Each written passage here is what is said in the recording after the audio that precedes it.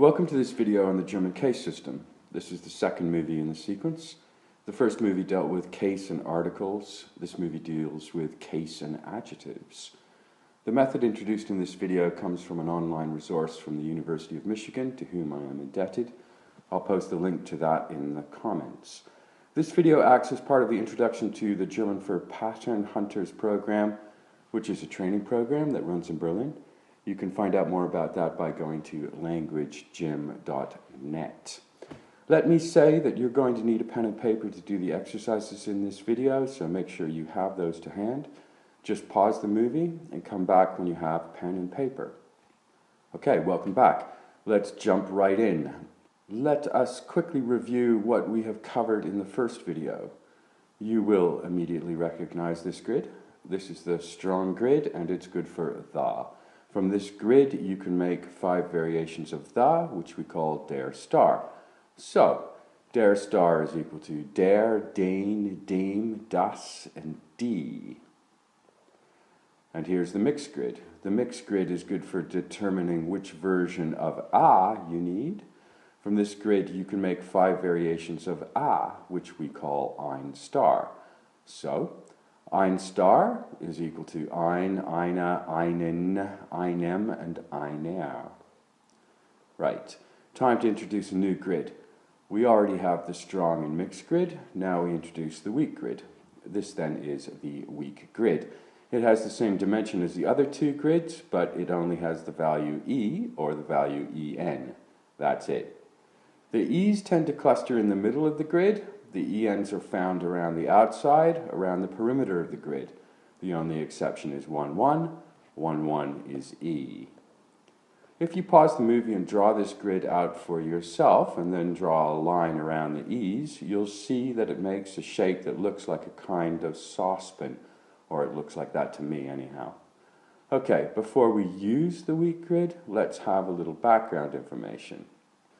First, let's remind ourselves, what is an adjective? Green, big, small, and greedy are all adjectives. It's a describing word. An adjective always works with a noun, and a noun is often introduced by either the or a. The and a are called articles. Okay. Dog is a noun. It's a thing. The dog is an article-noun combination. If I use the phrase the black dog, I'm using an article, an adjective, and a noun, and I'm using them in that order. If the adjective comes before the noun, you have to decorate it. Remember this sentence? Der Mann gibt dem Hund den Knochen. Okay, now I want to say, the old man gives the black dog the delicious bone. So, we are going to need the words for old, black, and delicious. Old is alt. Black is schwarz, delicious is lecker. These are the undecorated adjectives. This is the base form. Here's our target sentence. Let's start at the beginning. Der Mann is the subject. It's taken from 1, 1 on the strong grid. Now, look at 1, 1, i.e. the same place, but this time on the weak grid to find the letter that is going to decorate the adjective alt. 1, 1 on the weak grid is E. Put the E on alt, you get alta. Moving on. Dem Hund is taken from 1, 3 on the strong grid. Now look at 1, 3 on the weak grid to find the letter that is going to decorate the adjective. 1, 3 on the weak grid is en. And finally we have den Knochen, which is taken from 1, 2 on the strong grid. Look at 1, 2 on the weak grid to find the letter that is going to decorate the adjective. 1, 2 on the weak grid is en. Put en on lecker, you get leckeren. The complete sentence then looks like this. Der alte Mann gibt dem schwarzen Hund den leckeren Knochen. Okay, good. So now we're going to do a couple more. I'm going to give you the target sentence and you're going to figure it out. You'll need to pause the movie, do the work, and come back here when you've got your answer. Okay, let's go. The tall woman sends the small child the valuable present. Pause the video. Here's the answer. How did you do? It's grosse Frau, because Frau is feminine and the subject. That's 3-1 on the strong grid, and it's 3-1 on the weak grid, where you find an E. It's kleinen Kind, which is coordinate 2, 3 on both grids. Therefore, the adjective takes en. In fact, anything in row 3 takes en. It's wertvoller Geschenk, which is coordinate 2, 2. Therefore, the adjective takes e. Right. Let's have another example. The capable mechanic repairs the broken bicycles for the grateful students. Pause the movie and figure it out, and then come back and see if you're right. Here it is. Did you get it? Der kompetenter Mekaniker repariert den dankbaren Schülern die kaputten Fahrräder. So here's a rule. If you have der star, you use the weak grid. Always. That's all you have to do to decorate an adjective. Apply the weak grid. Right. Now we need to move on. We turn our attention to to ein star. Here the rule is a little different. In the previous movie we saw that ein star is all the variations of ein, of which there are 5. They are ein, einer, einen, einem, einer. We might try to apply the weak grid to adjectives when we have ein star, but it's not quite that simple. It is, however, close. Before we can decorate adjectives when using ein star, we need to divide it into 2 sets. We have ein by itself, which we will call undecorated ein, which is simply ein. And we have decorated ein plus, which includes einer, einen, einem, and einer. This set we call ein plus.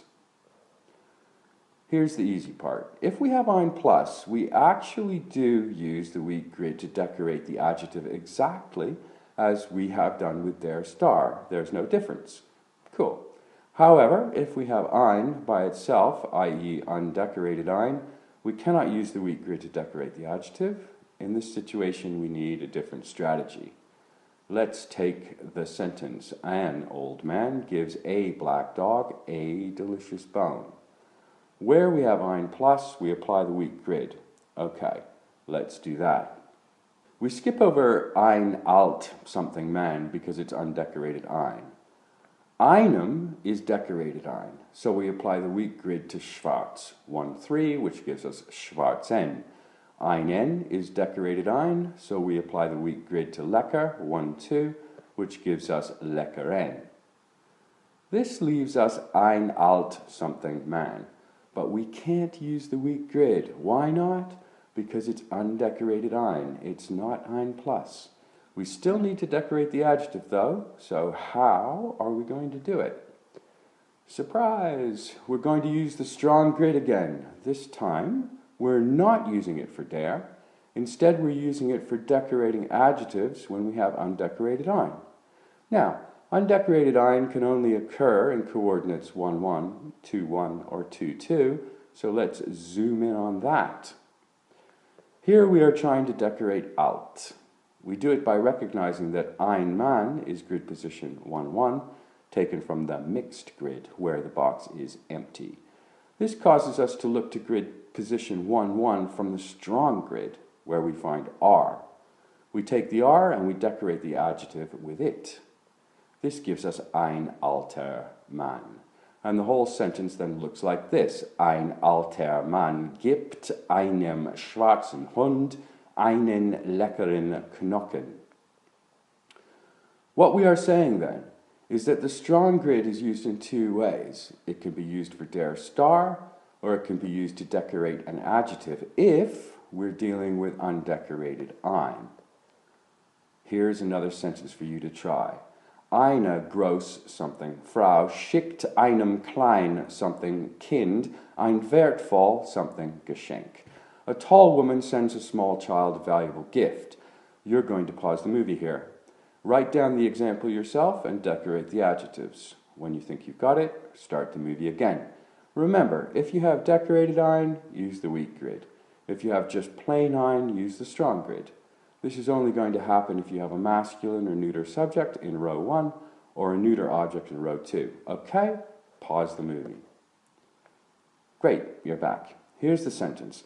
Eine große Frau schickt einem kleinen Kind ein wertvolles Geschenk. Eine Frau is decorated ein, so weak grid, position 3-1, we find an E. So it's eine große Frau. Einem Kind is decorated ein, so weak grid, position 2-3, we find an EN. So it's einem kleinen Kind.